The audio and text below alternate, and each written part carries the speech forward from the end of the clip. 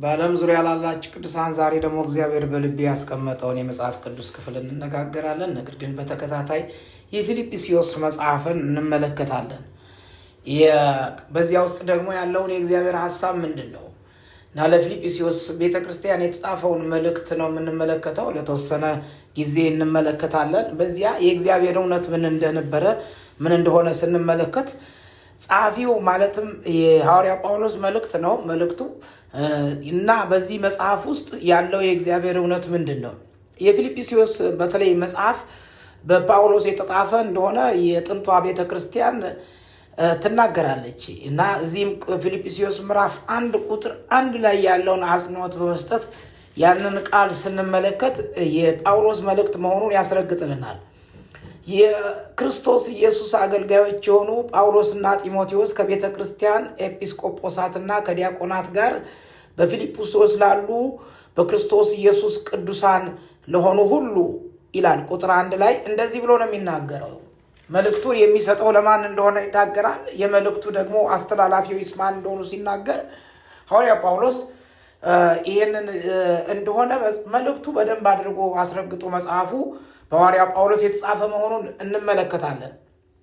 የመልእክቱ ውስጣዊ ማስረጃ በተለይ ደግሞ ያለውን ሁኔታ ስንመለከት ጸሐፊው በመልእክቱ ውስጥ ስለ ራሱ የተናገራቸው ብዙ ነገሮች በሌሎች የአዲስ ኪዳን መጽሐፍቶች ስለ ጳውሎስ ከምናውቀው ጋር የሚመሳሰል ስለሆነ ሐዋርያ ጳውሎስ ለመጽሐፉ ምንም አይነት ጥርጥር የለውም እና ቁጥር 1 ላይ የተናገረውን ስንመለከት ደግሞ ምዕራፍ 1 ከቁጥር 13 እስከ 14 ድረስ ያለውን ክፍል ሄደን ብንመለከት በተለይ ለየት ያለ ነገር ይነግረናል። ምዕራፍ 1 ቁጥር 13 እና 14 ላይ ያለውን ክፍል ስንመለከት እንዲህ ብሎ ይናገራል። ከቁጥር 12 ጀምሮ ያለውን አነብላችኋል። አሁንም ወንድሞች ሆይ በእኔ ላይ የደረሰው ነገር ወንጌል በይበልጥ እንዲስፋፋ መርዳቱን ታውቁ ዘንድ እወዳለሁ። ከዚህም የተነሳ እስራቴ ስለ ክርስቶስ እንደሆነ በቤተ መንግስትም ዘበኞች እና ለሌሎችም ሁሉ ዘንድ ታውቋል። በእኔ መታሰር ምክንያት በጌታ ካሉት ወንድሞች ብዙዎች የእግዚአብሔርን ቃል ያለ ፍርሃት በድፍረት ለመናገር ብርታት አግኝተዋል እያለ በዚህ ክፍል ላይ ይናገራል። ስለ እስራቱ ይናገራል። ቁጥር 13 ላይ ማለት ነው የሚናገረው ጳውሎስ የታሰረው ለወንጌል ካለው ጠንካራ አቋም የተነሳ እንደሆነና በወንጌል ላይ ባለው ጥሪ የእግዚአብሔርን ወንጌል በትክክለኛ በኃይልና በስልጣን በመስበኩ ለእግዚአብሔር መንግስት በመዋሉና በማደሩ በቅድስና ክርስቶስን እየመሰሉ ሊኖሩን እንደሚወዱ እንደሚሰደዳሉ ተብሎ እንደተጻፈ ሆኖ በዚህ ሂደት ውስጥ የሚያልፍ ህይወት ያለው ሰው እንደሆነ እስራት ደግሞ የሚቆየውና እስራት ያለበት ሁኔታ ደግሞ ለወንጌል ብሎ የታሰረ እንደሆነ እያለ ይናገራል። ጳውሎስ በግል የሚያውቁትም በመንግስት ዘበኞች እያለ የሚናገራቸው ሰዎች በታሰረበት ወቅት ይጠብቁ ዘንድ የተመደቡ በብዙ ሺህ የሚቆጠሩ ወታደሮችን ይመለከታል። ሐዋርያው ሥራ ምዕራፍ 28 ከቁጥር 16 እስከ 30 ድረስ ያለውን ታሪክ ከዚህ ጋር ተመሳሳይነት ያለው ነው። ነገር ግን እንዲህ ይላል፣ ይሄ እኔ የታሰርኩበት ወንጌል ይላል ለነዚህ ሁሉ አሁን በምድራዊ መንግስት ለሚያገለግሉ ለዚህ መንግስት ለቄሳር መንግስት አርበኛ ነኝ ብለው ለሚሉ እኔ ላሰሩ እንደገና ደግሞ ሌሎችንም አብረው ላሰሩ በእስር ቤት አንደኛ ለሆኑ ለነሱ ግን እኔ ከስር የሚፈታ ወንጌልን እነግራቸዋለሁ። እኔ በአካል የታሰርኩ ብሆንም በመንፈስ ግን የታሰርኩ አይደለሁም። የሰራዊት ጌታ የእግዚአብሔር ልጅ ዛሬ ከኔ ጋር ከእስር ቤት አለ እያለ የሚናገር ይመስላል። እግዚአብሔር ስሙ የተባረከ ይሁን።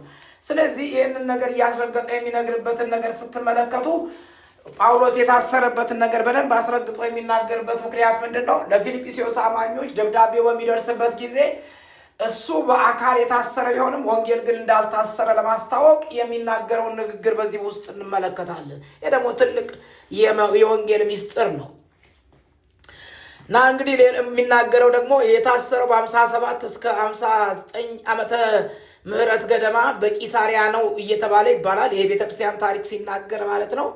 ጳውሎስ በ61 ዓመተ ምህረት አካባቢ በሮም እስር ቤት ሆኖ ይህንን መልእክት እንደጻፈ የሚያረጋግጡ የተሻሉ ማስረጃዎች እንደተገኙ የቤተ ክርስቲያን ታሪክ ያስረዳል እና በተለይ በሐዋርያት ሥራ ምዕራፍ 28 ቁጥር 14 እስከ 31 ድረስ ያለው ታሪክ ይህንን በደንብ አድርጎ የሚዘግብ ሲሆን ሐዋርያው ጳውቁም እስር እንደነበረና ከሚገልጸው ታሪክ ጋር የሚግባባና የሚስማማ የሚጣጣም ነገር እንዳለው እንመለከታለን። ጳውሎስ የፊልጵስዩስን መልእክት በጻፈበት ጊዜ ሁለተኛው የጢሞቴዎስን መልእክት በጻፈበት በማሜርታይን በተባለ ወህኒ ቤት ውስጥ ሆኖ እንደነበረ እዛ ውስጥ ሆኖ እንዳልነበረ ይነገራል።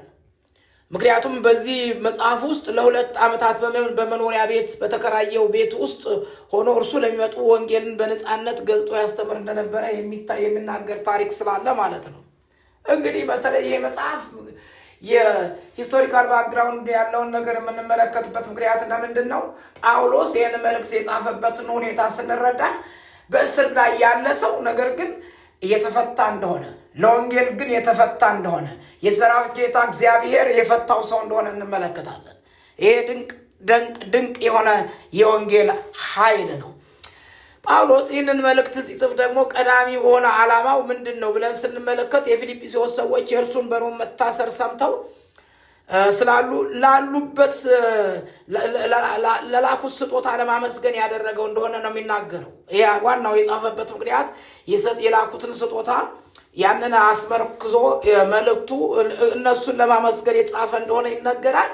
ይሁን እንጂ ሐዋርያው ይህንን እድል በመጠቀም እነርሱ ለነበራቸው ጥያቄ መልስ መስጠትና እግረ መንገዱንም የሚያነሳሳቸውን ጉዳይ የነበረውን ሁኔታ ሲናገር ራሱ ስለነበረበት ሁኔታ ከገለጠ በኋላ ነገር ግን የፊልጵስዩስ አማኞች በስደት ውስጥ ጸንተው እንዲቆሙና በማንኛውም ሁኔታ ውስጥ ቢያልፉ እንኳን በጌታ ደስ ሊላቸው እንደሚገባ እየመከራቸው ያንን ሁኔታ እርስ በርሳቸው ትሑታን እንዲሆኑ አንድነት ጌታችን ኢየሱስ ክርስቶስ ትሑት እንደሆነ ከሱ እንዲማሩ ትሕትና እንደገናም ደግሞ የጢሞቴዎስና የአፍሪጡን መልካም አገልግሎት በፊልጵስዩስ ላለች ቤተ ክርስቲያን መመስከሩን በመካከላቸውም ስለሆነ የሙሴን ሕግጋት በክርስትና ውስጥ መጠበቅ አለብን ከሚሉ የአይሁድ ክርስቲያኖች ይልቅ አኗኗራቸው በክርስትና ሕይወት ላይ የተመሰረተ ጌታችን ኢየሱስ ክርስቶስ የሚሸት እንዲሆን ይጽፍላቸዋል። ዓላማው ይሄንን ነው። ዋናው ትልቁ ነገር ይሄንን ነው። የእግዚአብሔርን መንግስት ዓላማ ምን እንደነበረ እና እንደገናም ደግሞ የተገለጠው ኢየሱስ ክርስቶስ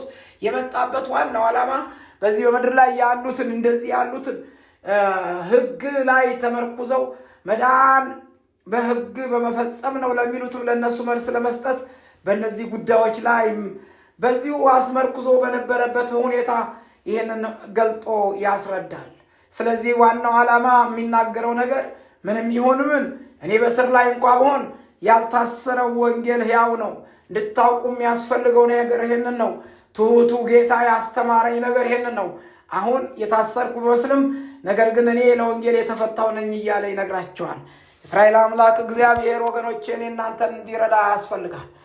ነገሩ ከባድ ቢሆንም ግን ከዚህ ከነገሩ በላይ የሚሆን ከዚህ ካለንበት በላይ የሚሆን ከምናልፍበት ጎዳና የሚበልጥ የእግዚአብሔር መንግስት ኃይል አለ።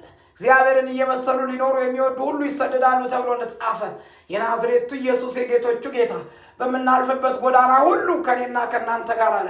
ጳውሎስ ጋር ሆኖ በእስር ቤት ሆኖ መልእክትን ይጽፍ ዘንድ በእስር ቤት ሆኖ የእግዚአብሔርን ቃል ያስተላልፍ ዘንድ ያስቻለው የእስራኤል ቅዱስ እግዚአብሔር ገናናውና ኃያሉ ንጉሥ ለእኔና ለእናንተም ዛሬ ብርቱ ኃይል አለው። የክብር አምላክ ሆይ በኢየሱስ ስም እኔ ጸልያለሁ። የናዝሬቱ ኢየሱስ የጌቶቹ ጌታ ባሪያዎችን እንድትረዳ ጸልያለሁ። በዚህ ሁኔታ ውስጥ ያሉ የክብር አምላክ እግዚአብሔር ሆይ አሁን የእስራኤል ቅዱስ እግዚአብሔር የዘላለም በተለያየ ምክንያት የታሰሩ ነፃ እንዲሆኑ ጸልያለሁ። ከችግራቸው በላይ አንተ ኃያል እንደሆንክ እንዲረዱ ጸለይኩ።